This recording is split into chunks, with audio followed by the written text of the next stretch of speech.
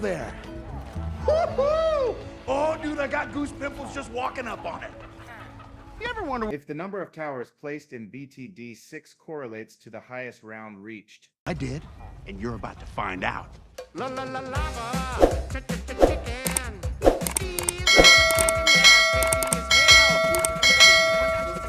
So, the test that we're running is a linear regression t-test with our null hypothesis being that there is no correlation between how many towers we place and how high a round we reach. And our alternate hypothesis is that there is a correlation between the number of towers that we place and how high a round we reach. Now, before we get started, I'm going to go over a few ground rules that we had in order to limit possible confounding variables. One, we did not use any add-ons like Double Cache Mode or Instant Monkeys, anything like that. Secondly, we only used 3 different heroes, either Sada, Pat Fusty, or Benjamin. And 3, we played one mode, which was standard hard mode, and did it on one map, which was Twism. So with that out of the way, let's actually get into it.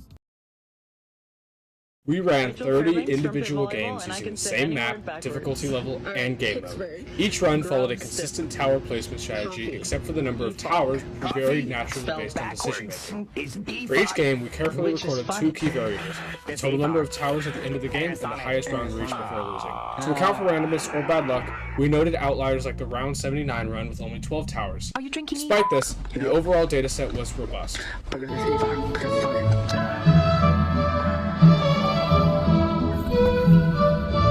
Our average number of towers placed was 18, and the average round survived was 1. After compiling the data, we calculated the R-squared value for all 30 games, which came out to 0.534. Now, R-squared tells us how well our independent variable, the number of towers, predicts the dependent variable, the round reached. In this case, an R-squared value of 0.534 translates to an R value of 0.731, showing a strong positive correlation. This means that generally, placing more towers is associated with surviving more rounds.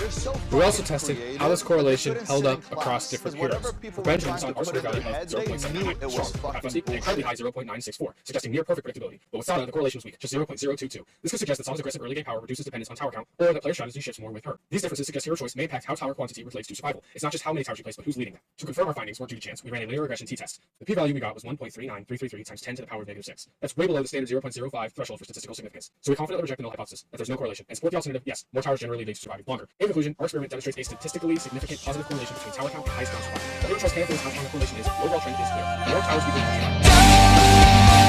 I'll face myself.